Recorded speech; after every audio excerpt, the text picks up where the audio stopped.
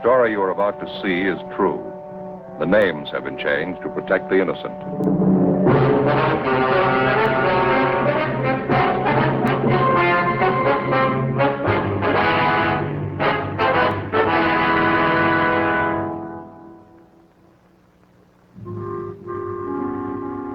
This is the city. Like a great many coastal towns, Los Angeles has a wide variety of beaches.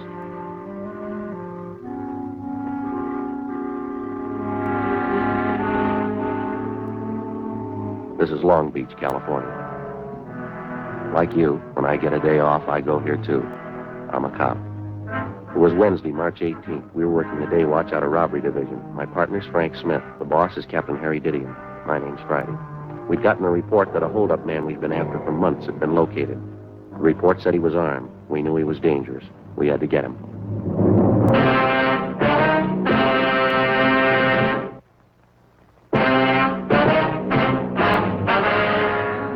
How's the coffee, Joe? Fine, I brought some back for you. Slats? Joe? Where's Tom? Checking out some tear gas equipment. Figured we might need it. You confirm that address? Yeah, 2100 Buchanan Avenue, corner house. All right, Skipper. You know what to do when you get out there. Don't take any chances. He's alone in the house, that right? Supposed to be, yeah. That won't give you much of a break. What do you mean? Heavy on guns, 2 revolvers and a hunting rifle. Not afraid to use them either. Be careful. All right. Jerry? All right. Yeah. See you later, sir.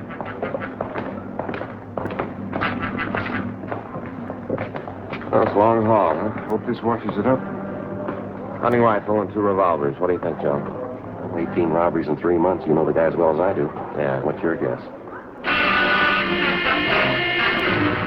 His name was Hoffman, George R. In our files, his criminal record dated back to high school days. Petty theft, grand theft auto, burglary, armed robbery. His record included 2 terms at Preston School of Industry and 1 at San Quentin. Hoffman's latest campaign was a 3-month run of armed robberies. We tried everything we knew to stop him, but it wasn't enough. We'd failed to get a line on him until one of Captain Didion's informants came up with a tip that Hoffman had been hiding out for the past month in a small bungalow on the corner of Buchanan Avenue and Selma Street. According to the information, the suspect had a good supply of food, ammunition, and 3 guns. 10:15 p.m. Together with Sergeants Tom Gaffney and Slats Henry, Frank and I parked our car down the street and started toward the house. As we approached the house, we could see a light burning in one of the front rooms.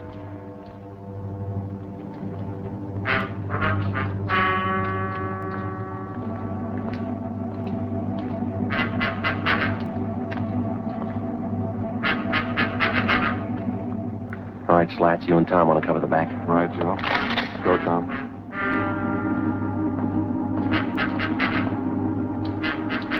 All set, Joe? Yeah, let's go. Joe. Front window. Yeah. Come on.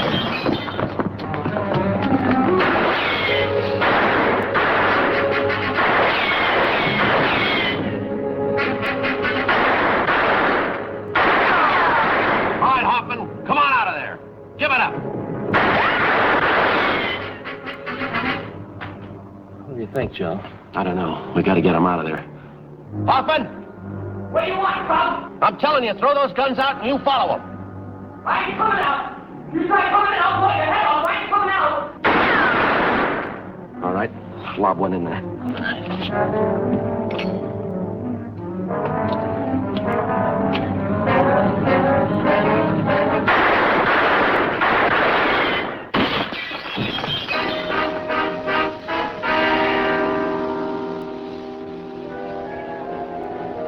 What do you think, Joe? We'll come out.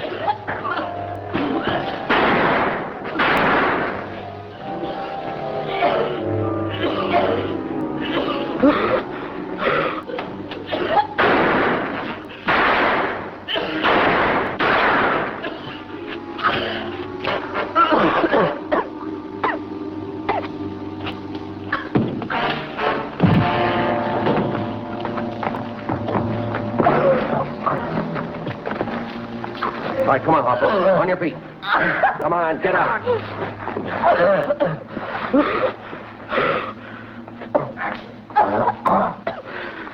You didn't have to use gas. You didn't have to. You didn't give us much choice, mister.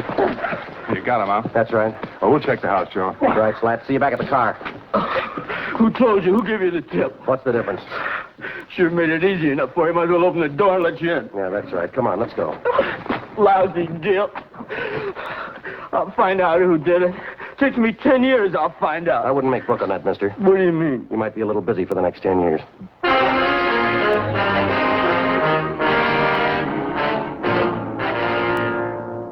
George Hoffman was taken downtown and booked on suspicion of robbery.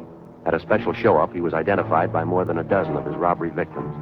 Between his arraignments and his preliminary hearings, we worked together with the district attorney's office in lining up witnesses and preparing the evidence against the suspect.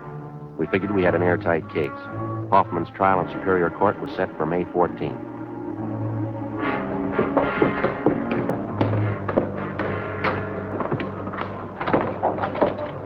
Hi, Bill. Oh, hi, Slats. What's doing? Still raining, Hoffman? Yeah. What happened to your eye? How about that? I'll never live it down. Let me see. First real black eye I ever had. Had bruises, you know. They hurt, believe me. Well, how'd it happen? Every week, Gaffney and I go up to the neighborhood boys' club after work to help coach the kids at sports, you know. Yeah, I know. Last week we had boxing lessons. I was coaching this one youngster. Turned out to be a lot quicker than I thought. He really connected. I guess everybody's heard the story by now, huh? Just about. Gaffney took care of that. Captain called me in this morning asking me if I wanted to file assault charges against the kid. Big joke. Never fails. You still coaching up there? Not this week. Kids are supposed to get lessons in wrestling. I'm not taking any chances. Yeah? They've been watching television for months. See you later, huh? Right, Slats. What's your coat on, Joe? Why, what's doing? George Hoffman. Yeah? Just broke jail. The morning of his escape, Hoffman was scheduled to appear in Superior Court for trial. According to routine, he was taken from his county jail cell on the 12th floor of the Hall of Justice and escorted to the jail shower room on the 14th floor. There, he was to take a bath and change to his civilian clothes for his appearance in court. While he was in the shower room, he turned on the hot water faucets, filling the room with steam to hide his actions from the guard. He succeeded in forcing his way through a door, up the stairs, and got to the roof of the building. Realizing that he couldn't escape down through the building, he dropped over the edge of the roof, down 18 feet, landing on top of a ventilator shaft. From there, using the metal flanges on the shaft, he climbed 7 stories down the outside of the building. At the 8th floor, he kicked open a window and got inside an office of the building. He slugged a bailiff who tried to stop him, and then he ran down the remaining flights of stairs into the street and disappeared into the crowd. 20 minutes later, he robbed a dentist's office at 3rd and Los Angeles Streets and got away. Police and sheriff's deputies covered the city for him. Frank and I were among them. 11:55 p.m. We checked back into the office.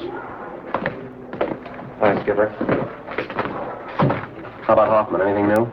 Nothing. Not a trace of him. You must have a good friend someplace in town. Everything's covered. His friends, relatives, his hideout, everyone he knows, every place he's ever been. We plugged every loophole we can think of. The depots, terminals, the airports. Still no trace of him. I don't know.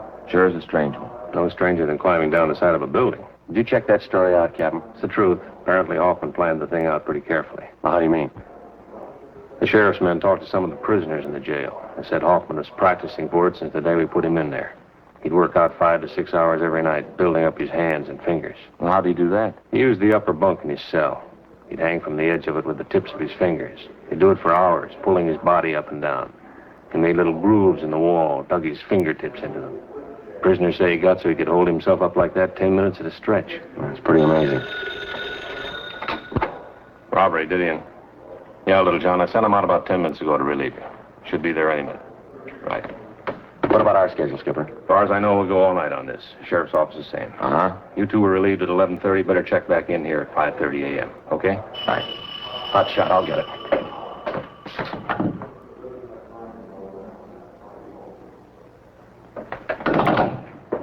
What is it? Drugstore holdup. I think it was Hoffman.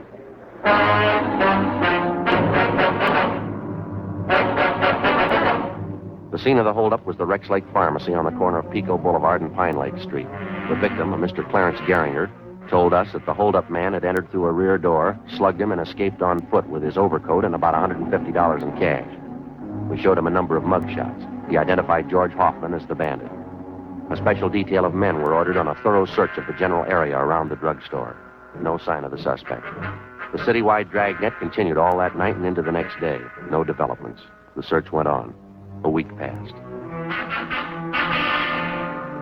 At 10 p.m. on the day Hoffman was scheduled to be tried in Superior Court, he beat up and robbed a 40-year-old liquor salesman in the Highland Park area.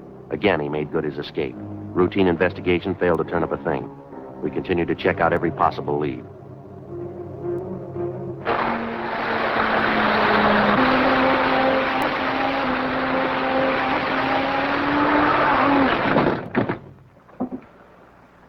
Look at that. That's a bad one. Yes, sir, it sure is. That pretty little mess is going to cost me 15 brownies. Brownies? Brownies, railroad demerits. Oh. Gee, now I won't be able to go to the convention in Cleveland. They won't let me in. Oh, that's too bad. That's all right. I ain't got the money to go anyhow. Yes, sir. Now, this fellow you say you saw last night, Townsend, are you sure it was Hoffman? You betcha. I saw his picture in the paper when he climbed down and escaped. I don't say I'm positive it was him, but I'm dandy on faces. Maybe the whole system was out of kilter. Oh, there's a good reason for it, of course. The whole railroad just needs a complete overhauling. Way overdue. Wonder if you'd mind checking through these pictures, Mr. Townsend. Well, not at all.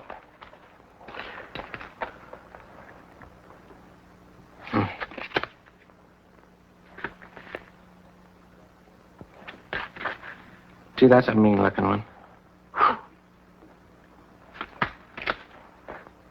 Well, that looks like Harvey, the president of our railroad club. Which isn't, though. He wears a brush.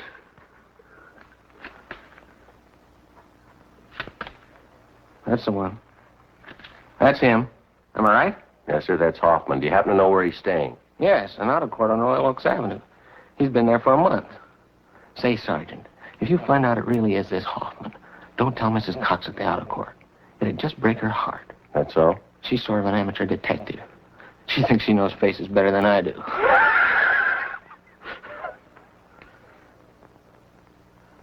Say, you sure that isn't Harvey?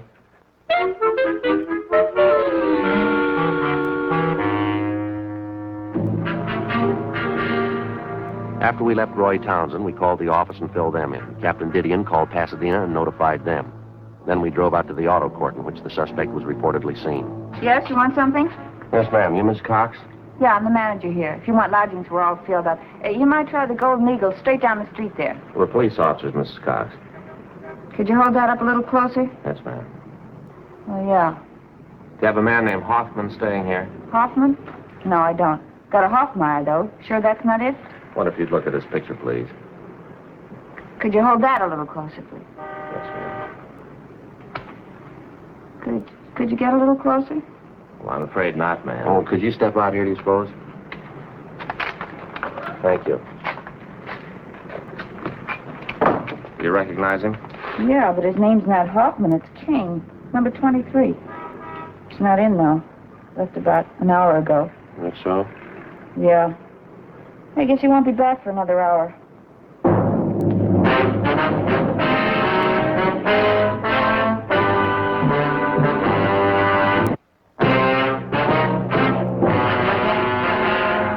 Before going on stakeout at the auto court where George Hoffman was registered, Frank put in a call to the office.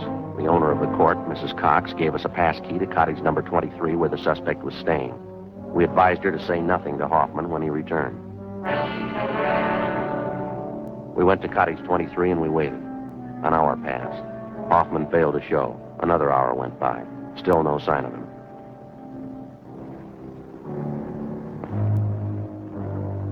What do you think, Joe? I don't know. Way overdue. You think he might have been tipped? I don't see how. Miss Cox is the only one that knows we're here. No, she wouldn't have any reason to tip him. All his stuff's here, all his clothes. Yeah, well, relax. We've had longer waits than this. Yeah. Joe? Yeah. You see who it is? Yeah, man coming from next door. All right. Yeah? Your new telephone directories. Oh, thanks. Anything wrong? No, everything's all right. Put him right there on the porch. You betcha. Telephone directories. Yeah.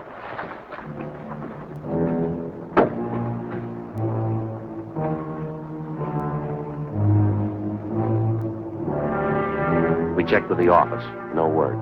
At 5:30, we were still waiting. You know, I was just thinking, Joe. Yeah? What about? That fella Townsend has all those trains. Must be a great hobby, electric trains. It runs into money, doesn't it? It's pretty expensive.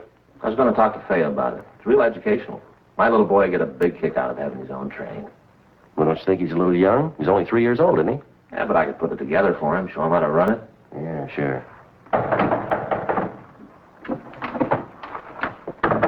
Officers, it's me, Mrs. Cox. Who am I? Oh, I'm sorry, Miss Cox. Yeah, well, I'm sorry to bother you, but your office just called. They wanted me to give you this. All right.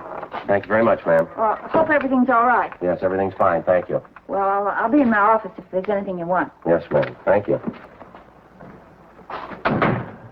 What is it? It's from Didion. Yeah. We just picked up Hoffman 10 minutes ago.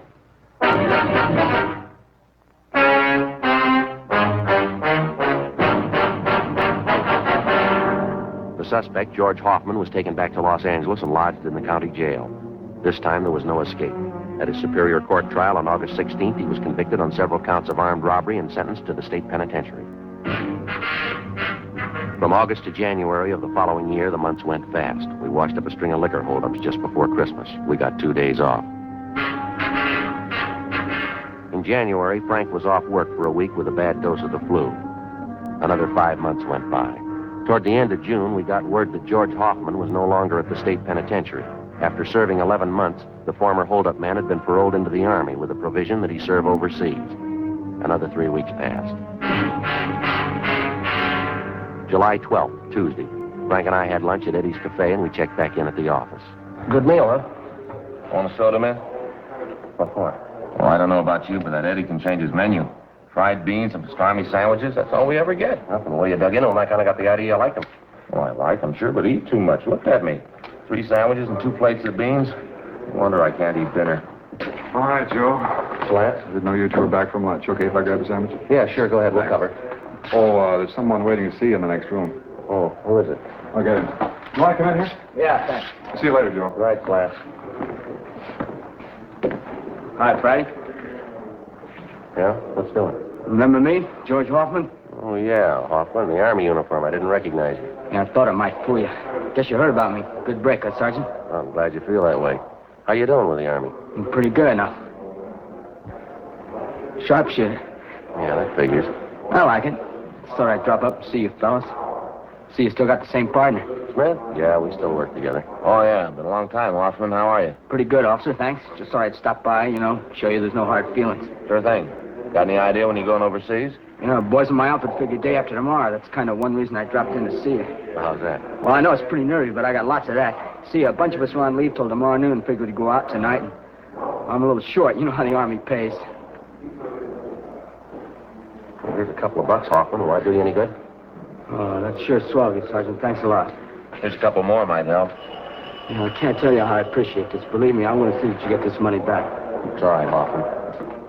Thanks again for the touch. Good of you. Drop us a card if you get a chance. We'd like to know how you're doing over there. Sure thing. Bye, Sergeant. Bye. Good luck to you.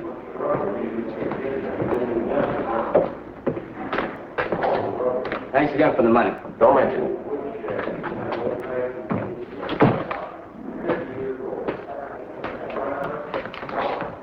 Well, looks like a turn for the better, huh? Yeah. Doggone, it never fails. My last $2. Well, we had to give him something. Yeah, but what do I do for lunch money tomorrow?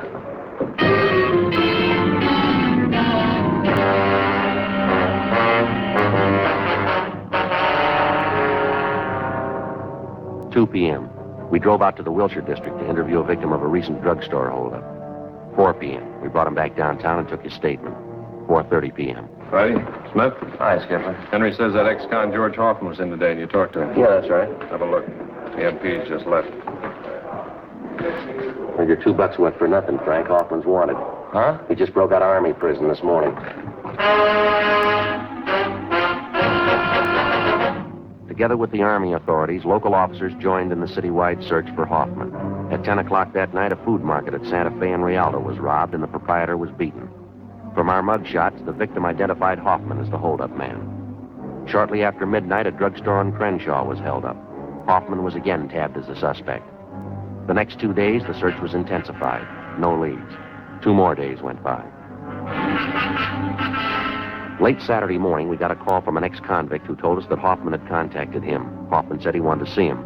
The informant went on to say that Hoffman had told him he would be at the LCD Tool and Die Works that afternoon. 12:43 p.m., Frank and I drove out to the factory. It was a large brick building on the corner of Chandler Boulevard and Verdugo out in the valley. We talked to our informant, Charles Kilgore. Like I told you on the phone. George called and said that he had to see me. He say what it was about? No, just that it was important. He said he'd call back and confirm it. And it's about that time now. Have you got any idea what it's about? Not the slightest. How is it you know Hoffman? I've known him for years, ever since high school. He's a nice enough guy, but a little impressed with himself, maybe. Well, if he's in trouble, why would he call you? I don't know. We got along pretty good in school. Maybe he figures I can help him out of whatever beef he's in. What time did he say he'd be here? He said he'd call me back and let me know. Just said that he wanted to see me, that's all. I said I didn't want to see him. I didn't want to get mixed up in anything. I know he's had some trouble with the law. Yeah. He said I was in it whether I like it or not. And he wanted to know if I was going to be alone here this afternoon. I said yes. Yeah. I got to thinking about it, decided to call you. Excuse me. LCD Tool and Die Company, Kilgore speaking. Yes? Yeah, George. Uh-huh. Sure, how soon? Okay. It's 107, right on the main floor. Come in the first street entrance, right down the hall. Okay, I'll see you then. Hoffman. Yeah? He'll be here in 20 minutes. We asked Kilgore to check with the building maintenance staff and have the halls kept clear of people for the next 45 minutes. 1:24 p.m. We talked to Sergeants Gaffney and Henry. They left to cover the rear of the building. Cars in the area had been alerted, and the description of Hoffman had been broadcast to all units. In the event they saw Hoffman, they were to keep him under surveillance, but not to attempt to apprehend him. We waited. 1:30 p.m.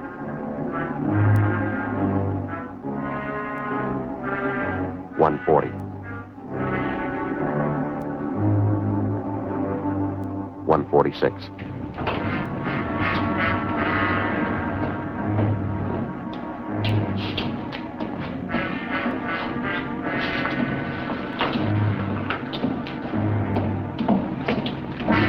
All right, hold it up, Hoffman.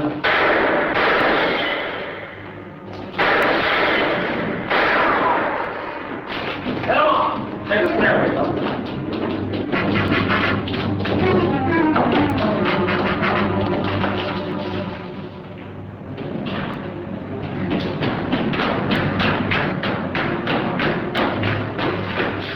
I'll head him off this way, Joe. All right, Slats, careful.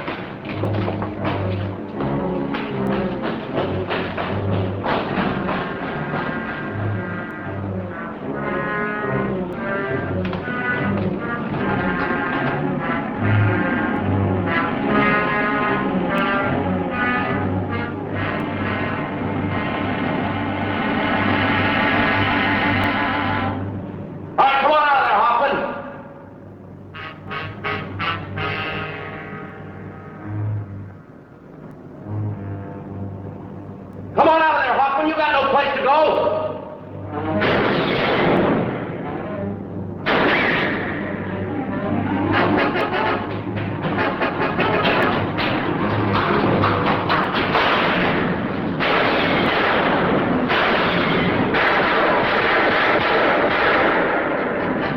Don't shoot him on him, kid. Throw that gun out here.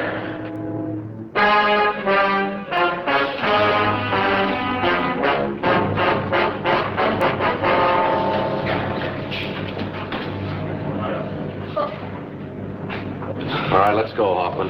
Sure. What good's it gonna do you? I already proved it. I can break jail anytime. I proved it twice. Well, you're going right back in again. What's that prove?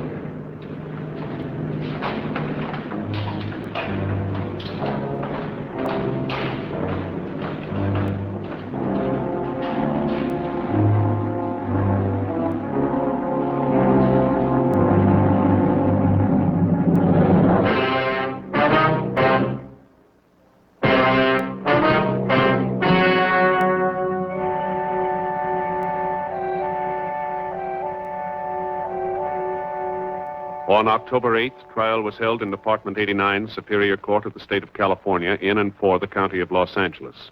In a moment, the results of that trial.